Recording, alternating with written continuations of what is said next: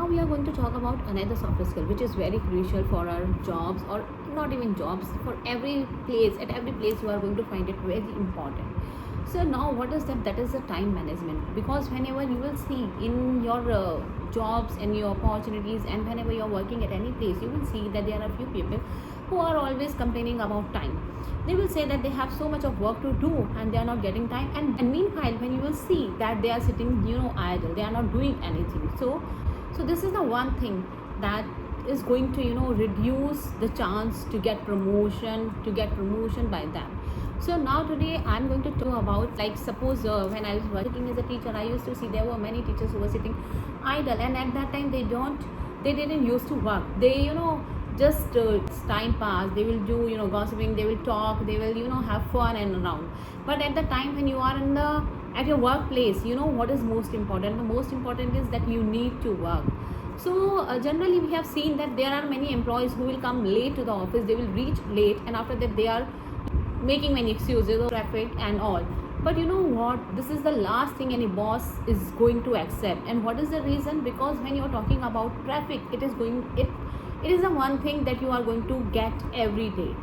So no one is going to listen about that you got traffic or whatsoever. So now what is the time management? So suppose you know that you have to reach on time. So you need to make your plan accordingly, that if even you get even if you get traffic, then also you are going to reach on time. So suppose there is any meeting in your organization by 9 and everyone reaches on time, and you are reaching 10 minutes after 9. So is it okay? No, everyone is going to see that you are not competent enough. Everyone is going to see you as unprofessional. They cannot see it, because everyone like their time. Everyone loves to be on time, and they love their own time as well. So they are not going to waste their time, or they would not like to wait for anyone.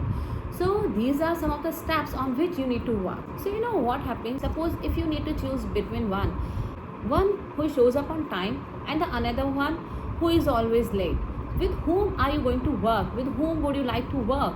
No doubt your answer is with the person who is always on time. Reason is because you do not want to see your time wasted. There are different culture in different organization. If your time starts early, then you will have to reach early. If your time starts late, then you will have to set your time zone according to that.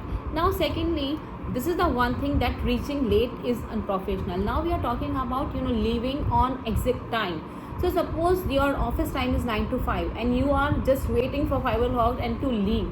And suppose if you are showing here that just waiting for the time to end, and after that you are just leaving exactly on time, it is also showing you unprofessional. Reason is because somehow leaving your work pending, or and if there is any meeting, so you will have to wait, you will have to see everything is on time, and you can even plan for the next day.